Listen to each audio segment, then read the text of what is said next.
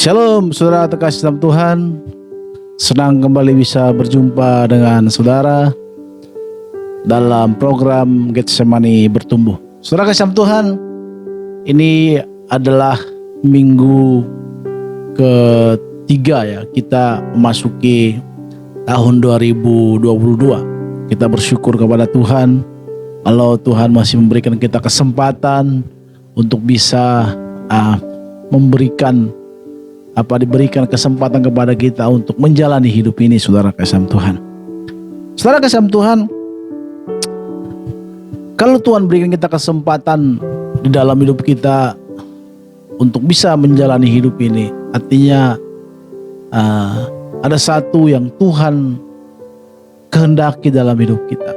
Karena Tuhan, saudara kasih Tuhan, tidak memanggil kita hanya memanggil kita ya sudah, tidak berbuat apa-apa. Tetapi Tuhan memanggil kita pasti ada satu rencana, ada satu program Tuhan di dalam diri kita, di mana itu bisa kita lihat melalui proses-proses hidup yang kita jalani, serta proses-proses kehidupan kita yang terjadi dalam hidup kita. Kadang kita tidak mengerti, tetapi hanya Tuhan yang tahu mau jadi apa kita ini dibuat. Karena Tuhan, saudara, tidak memanggil kita secara hanya karena main-main. Tuhan tidak suka main-main dalam pemanggilan kita. Dia serius, saudara. Kita sendiri yang main-main terhadap kehidupan kita. Kita sendiri yang main-main terhadap panggilan kita. Kita sendiri yang mengabaikannya. Padahal Tuhan sebenarnya mau kita ini menjadi orang-orang yang dimana Tuhan menyukai. Tuhan punya cara, punya pandangan terhadap diri kita. Bukan kita lagi yang memiliki pandangan itu, tetapi Tuhanlah yang berencana berperkara dalam hidup kita. Saudara kasih Tuhan, dalam hidup kita ini seringkali yang namanya kekhawatiran terhadap dunia ini, terhadap keadaan kita, terhadap apapun yang kita jalani, menghimpit kita, membuat kita semakin mencintai dunia ini, sehingga kita lupa terhadap panggilan kita, bahwa kita ini dipanggil untuk boleh berguna bagi kerajaannya. Saudara kasih Tuhan, dalam Matius 6 ayat yang ke-25 dikatakan seperti ini, saudara kasih Tuhan. Karena itu aku berkata kepadamu, janganlah khawatir akan hidupmu, akan apa yang hendak kamu makan atau minum, dan janganlah khawatir pula akan tubuhmu, akan apa hendak kamu pakai. Bukankah hidup ini lebih penting daripada makanan, dan tubuh itu lebih penting daripada pakaian? Pandanglah burung-burung di langit, yang tidak menabur dan tidak menuai dan tidak mengumpulkan bakal dalam lumbung, namun diberikan makan oleh Bapamu yang di sorga. Bukankah kamu jauh melebihi burung itu?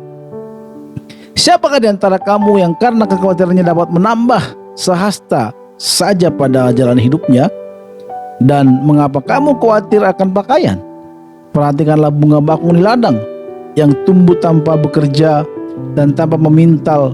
Namun aku berkata kepadamu, Salomo dalam segala kemegahannya pun tidak berpakaian seindah salah satu bunga itu. Jadi jika demikian Allah mendandani rumput di ladang, yang hari ini ada dan besok dibuang ke dalam api, tidakkah Ia lebih lagi mendandani kamu, hai orang-orang yang kurang percaya? Sebab itu janganlah kamu khawatir dan berkata, apa yang akan kami makan, apa yang akan kami minum, apa yang akan kami pakai. Semua itu dicari bangsa-bangsa yang tidak mengenal Allah. Tetapi Bapamu yang di surga tahu bahwa kamu memerlukan semua itu. Tetapi cari dahulu kerajaan Allah dan kebenarannya, maka semua itu akan ditambahkan kepadamu. Saudara kasih Tuhan, ayat-ayat sebelumnya ini adalah ayat yang dikejar oleh orang-orang yang tidak mengenal Tuhan.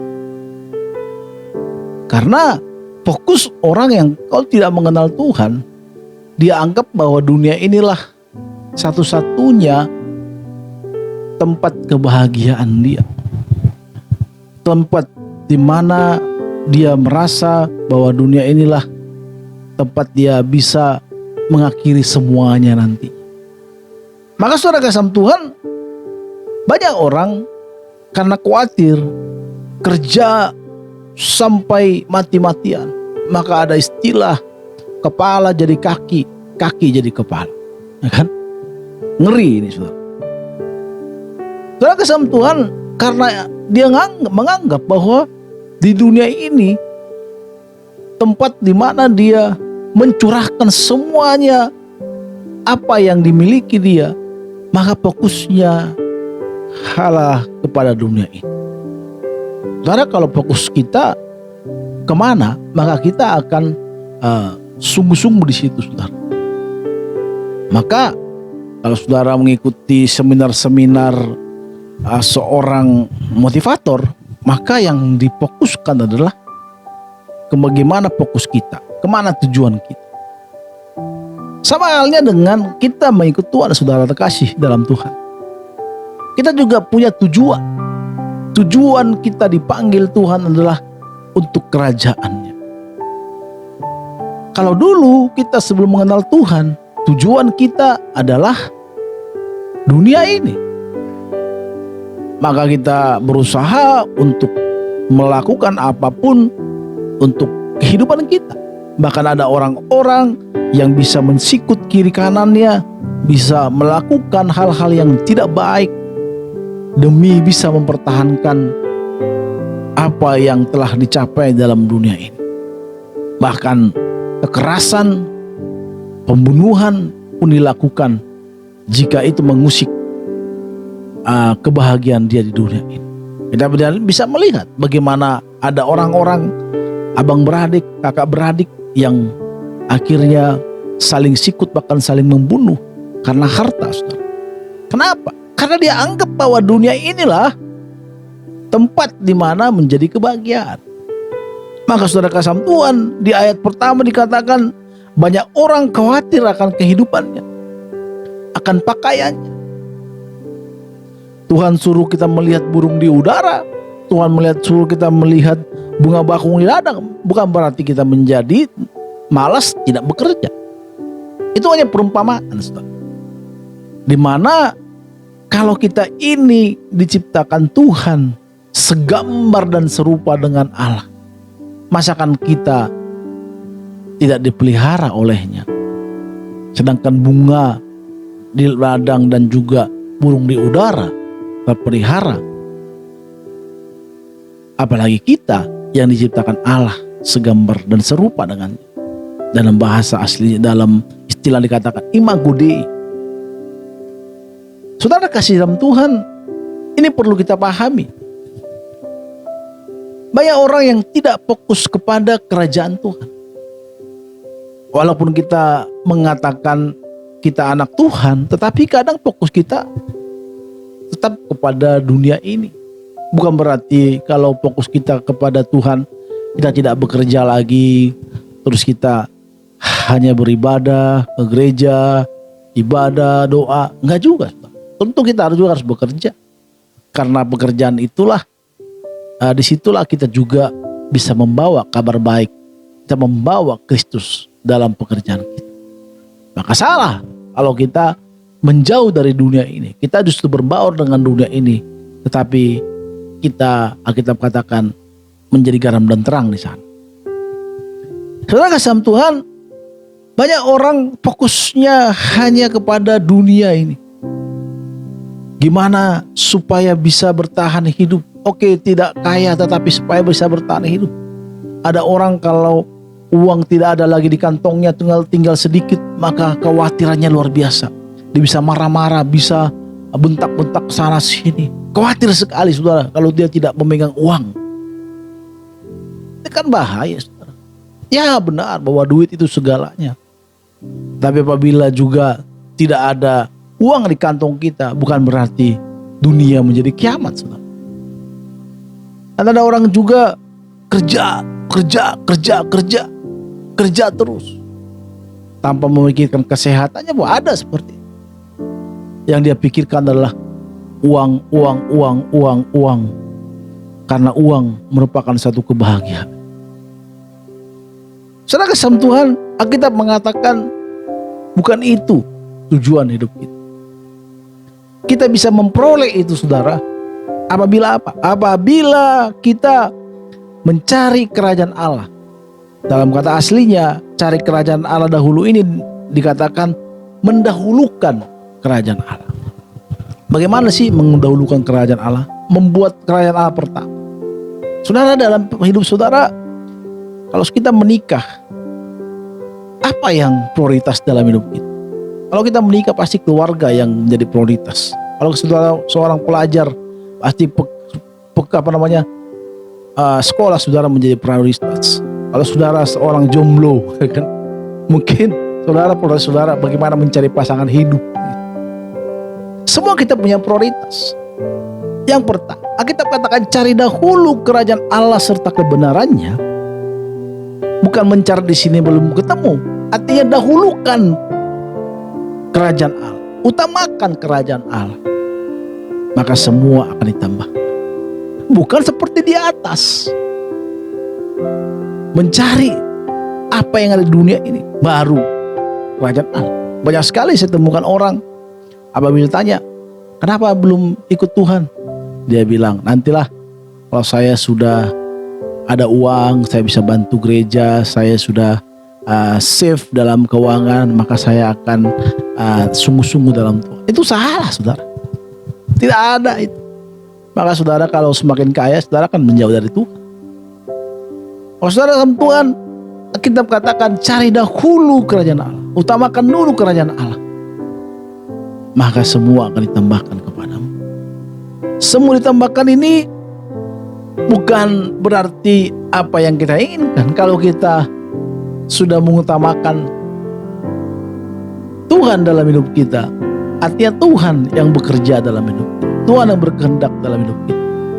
Daud mengatakan, dahulu aku muda, sekarang aku tua, aku tidak pernah melihat anak cucuku meminta-minta. Kenapa? Karena dia dipelihara Tuhan. Orang yang mengutamakan Tuhan, orang yang membuat Tuhan nomor satu dalam hidupnya, tidak akan mungkin terbengkalai hidupnya, saudara. Kalaupun terbengkalai hidupnya, mungkin itu Tuhan izinkan untuk memproses dia. Dan Tuhan punya cara sendiri untuk orang itu. Maka saudara kasih Tuhan, kalau fokus kita terus kepada dunia ini, maka kita akan menjadi stres. Maka fokus kita yang pertama, kita ubah fokus kita, yaitu kepada Tuhan dulu. Mencari kerajaan, mendahulukan kerajaan Tuhan dalam hidup kita.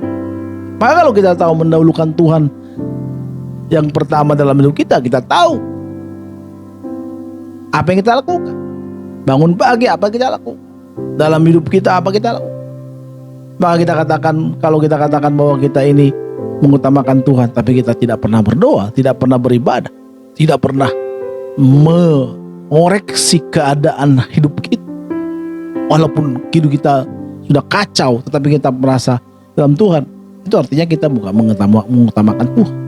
Mengutamakan Tuhan artinya prioritas Tuhanlah nomor satu dalam hidup kita. Maka semua akan ditambahkan kepada kita. Semua ditambahkan menurut Tuhan, menurut baiknya Tuhan. Maka saudara kasih Tuhan, orang yang mengasihi Tuhan tidak akan pernah mungkin mengalami terbengkalai. Kalaupun terbengkalai, ada orang-orang yang susah sulitnya karena mengasihi Tuhan, itu bukan suatu proses di dalam dia untuk mendewasakan dia. Bukan berarti itu hukuman, tidak, itu proses supaya bagaimana orang ini baik di mata Tuhan, bukan baik di mata dia.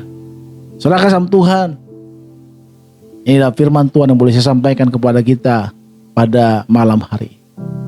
Mari saudara, kalau hari ini kita belum membuat Tuhan utama dalam hidup kita, mari utamakan. Jangan fokus hidup kita kepada dunia ini, dunia yang panah ini. Karena tujuan kita adalah kerajaan Tuhan. Karena di sanalah kita akan selama-lamanya. Di dunia ini mungkin kita berusia 80 tahun, kalau itu pun sudah banyak sakit. Nanti saudara, kita akan hidup selama-lamanya di dalam kerajaan Allah. Disitulah kita akan selama-lamanya bernaung, hidup, sebab ada kehidupan setelah kematian ini. Maka saudara kasih Tuhan, orang yang percaya kepada Tuhan, kalaupun dia mati, tidak menangis seperti orang-orang yang tidak mengenal Tuhan. Karena dia tahu suatu saat akan bertemu kembali bersama orang yang dikasihi. Tuhan berkati kita saudara kasih Tuhan. Sampai bertemu kembali di ibadah Getsemani bertumbuh setiap hari Jumat jam 8 malam. Tuhan memberkati. Shalom saudara kasih Tuhan. Shalom.